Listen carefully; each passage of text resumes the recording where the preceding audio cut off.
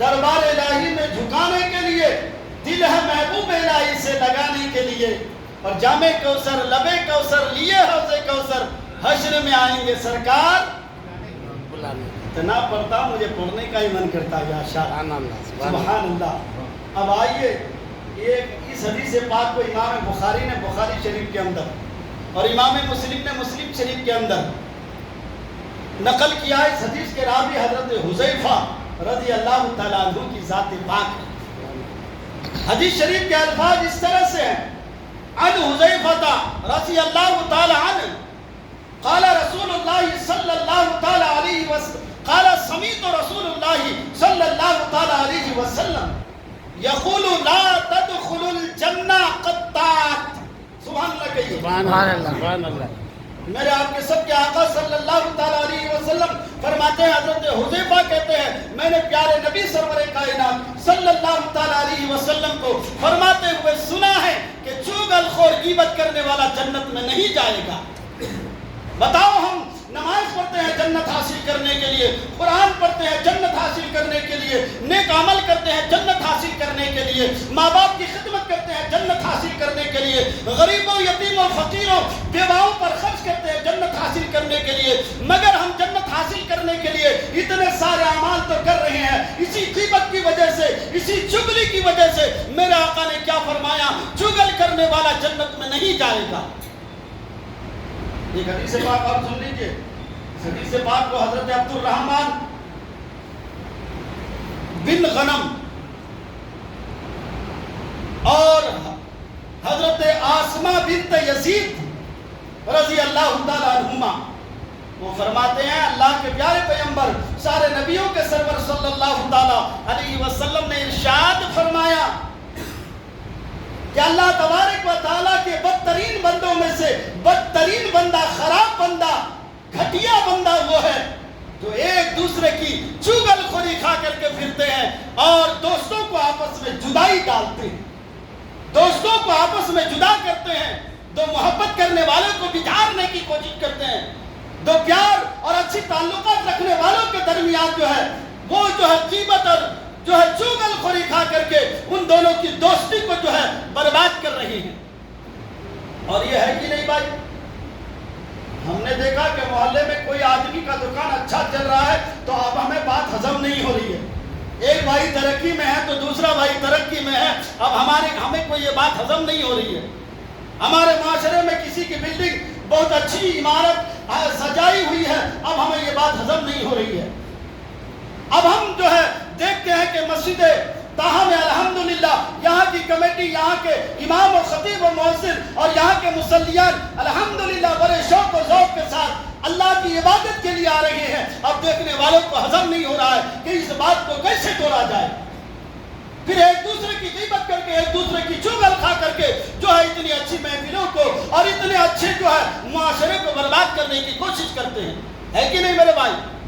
آپ لوگ بخوبی جانتے ہیں۔ میں اس لیے کہتا ہوں کہ آج کون سا گھر ہے، آج کون سا تجارت ہے، آج کون سا مکان ہے، آج کون سا محلہ ہے جو ایک دوسرے کی غیبت نہ کرتے ہو اور ایک دوسرے کے ساتھ چغل خوری نہ کرتا ہو۔ آگے اور چلیے، حضرت یہ حدیث پاک حضرت ابو سعید اور حضرت جابر رضی اللہ تعالیٰ عنہما کی روایت ہے۔ امام بہقی نے بہقی شریف کے اندر اس حدیث پاک کو نقل فرمایا۔ وہ فرماتے ہیں اللہ کے پیارے پیغمبر سارے نبیوں کے سرور صلی اللہ تعالیٰ علیہ وسلم نے ارشاد فرمایا کہ غیبت کیا چیز ہے، غیبت کیا چیز ہے اور غیبت کتنی خطرناک بیماری ہے۔ میرے آپ کے آقا سب کے آقا صلی اللہ تعالیٰ علیہ وسلم نے صحابہ کرام کے سامنے ارشاد فرمایا، اے میرے صحابیوں، اے میرے جانثاروں، اے میرے کلمہ پڑھنے والوں، اے خدا کے بندو سنو، غیبت ایک ایسی خطرناک بیماری ہے، چغل خوری ایک ایسی خطرناک بیماری ہے جو زنا سے بھی بدتر ہے۔ اس سے بدتر ہے؟ صحابہ نے عرض کیا یا رسول اللہ صلی اللہ تعالیٰ علیہ وسلم، زنا سے بدتر غیبت کیسے ہے، زنا سے بڑھ کر چغل خوری کیسے ہے؟ میرے آپ کے آقا سرور کائنات صلی اللہ تعالیٰ علیہ وسلم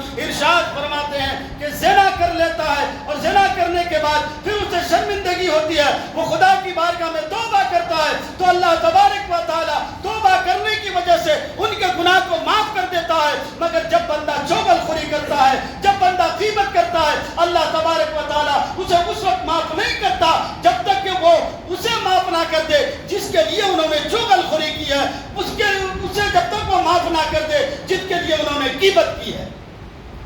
ہمیں آپ کو خیال ہے کہ ہم نے شیواجی نگر کی بازار میں کتنے لوگوں کی غیبت کی ہے؟ ہمیں معلوم ہے کہ ہم کسی شادی محل میں کتنوں کی غیبت کی ہے؟ ہمیں معلوم ہے کہ ہم نے کتنے رشتوں کے بارے میں چغل خوری کی ہے؟ ان تک ہم جا سکتے ہیں؟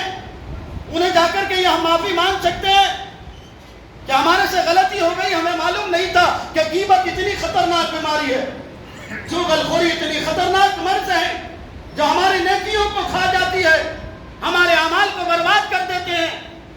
اس لیے میرے بھائی، میرے دوست، سوچے ہمارا معاشرہ کہاں جا رہے ہیں، ہم کتنی خطرناک بیماری میں مبتلا ہو رہے ہیں۔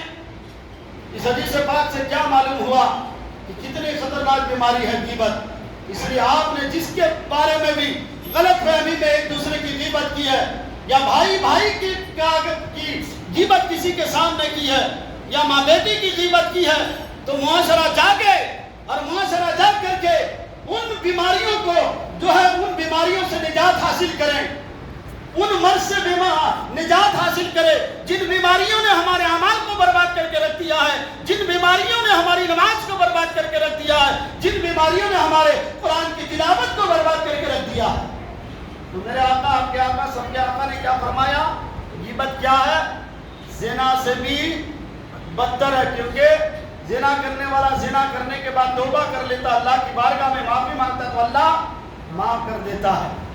مگر چغل خوری جو ہم نے کیا، غیبت جو ہم نے کیا، جب تک وہ ہمیں معاف نہ کر کے جس کی ہم نے غیبت کی ہے، تب تک اللہ معاف نہیں فرماتا۔ برادران ملت اسلامیہ، مجھے امید ہے کہ ہم نماز کی پابندی کریں گے انشاءاللہ، قرآن کی تلاوت کریں گے انشاءاللہ، ذکر خدا کریں گے انشاءاللہ، درود مصطفیٰ پر درود و سلام پڑھیں گے انشاءاللہ، سنت مصطفیٰ، سیرت مصطفیٰ پر ہم چلیں گے انشاءاللہ، مگر جھوٹ سے بچیں گے۔ کہیے، جھوٹ سے بچیں گے، برائیوں سے بچیں گے، غیبت سے بچیں گے، حسد سے بچیں گے، چغل خوری سے بچیں گے۔ اللہ کے نبی حضرت موسیٰ کلیم اللہ علیہ الصلوۃ ایک تشریف فرما، آپ نے کیا دیکھا کہ شیطان کا گزر ادھر سے ہو رہا ہے۔ کس کا؟ شیطان کون ہے بھائی؟ ابلیس۔ قرآن شیطان کے بارے میں کیا کرا؟ ان شیطان للانسان عدو مبین، شیطان انسان کا کھلا ہوا دشمن ہے۔ وہ کھلا ہوا چھپا ہوا نہیں ہے، بھلا آپ کے رشتہ دار چھپ کر کے آپ کی برائی کرتا ہو، آپ کے بھائی چھپ کر آپ کی برائی کرتے ہو، آپ کے پڑوسی چھپ کر آپ کی برائی کرتے ہو، لیکن شیطان چھپا ہوا دشمن نہیں ہے، انسان کا کھلا ہوا دشمن ہے۔ اور اس کھلے ہوئے دشمن کو ہم نے کتنی چھوٹ دے کر کے رکھا ہے۔ ہمیں معلوم ہے کہ شیطان نہیں چاہتا کہ نماز پڑھو، شیطان نہیں چاہتا کہ نیک عمل کرو، شیطان چاہتا کہ برائیوں میں ڈوبو، شیطان چاہتا کہ ماں باپ کو ستاؤ، کیونکہ اسے معلوم ہے کہ ماں باپ کو ستاؤ گے تو ماں باپ کے ستانے پر اس کا تمہارا رب تم سے ناراض ہو جائے گا۔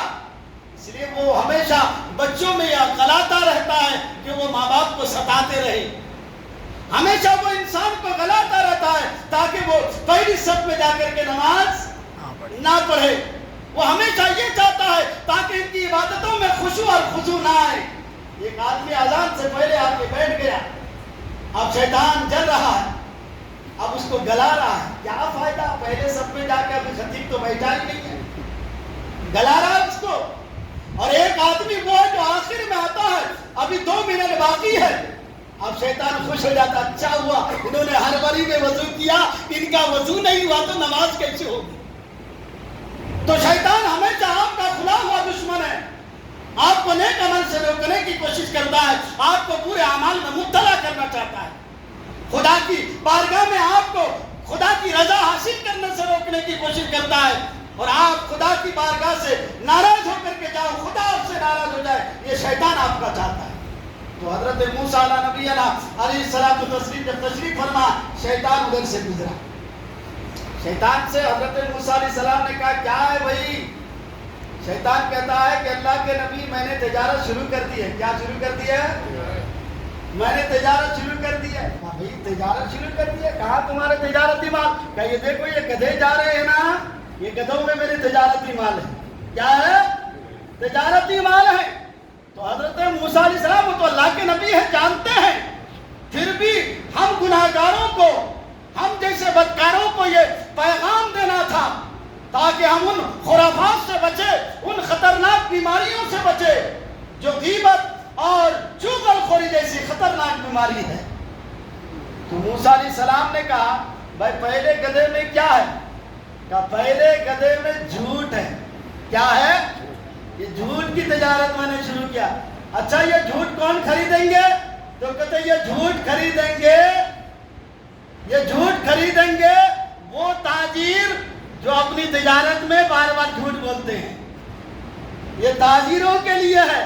اور آج حال دیکھیے ہمارا بزنس، ہماری تجارت، ہمارا کاروبار، کیا جھوٹ سے پاک ہے ہمارا کاروبار؟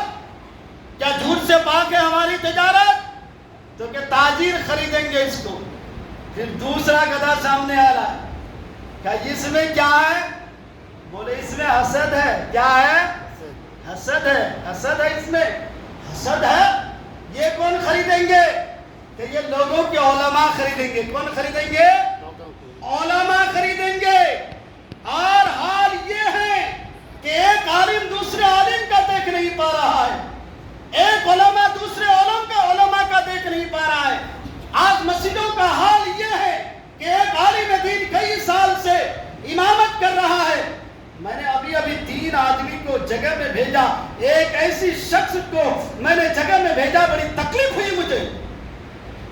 کئی عالم اس کے پیچھے پڑا ہے، یہاں تک کہ کمیٹی کو بھی کس چیز کا خیال نہیں آیا کہ ان کے بچے اسکول میں پڑھ رہے ہیں یا ان کے بچے جو ہے آگے وہ کب کہاں جائیں گے، ذرا بھی موقع نہیں دیتا ہے۔ تو کہتا ہے کہ علماء حسد خریدیں گے کہ یہ عالم دین کی جگہ کو کیسے خطرے میں ڈالا جائے، اس عالم دین کے ساتھ کس طرح۔ تو پھر شیطان نے کہا کہ یہ حسد ہیں جو آپ کے لوگوں کے علماء خریدیں گے۔ پھر تیسرا گدھا سامنے کا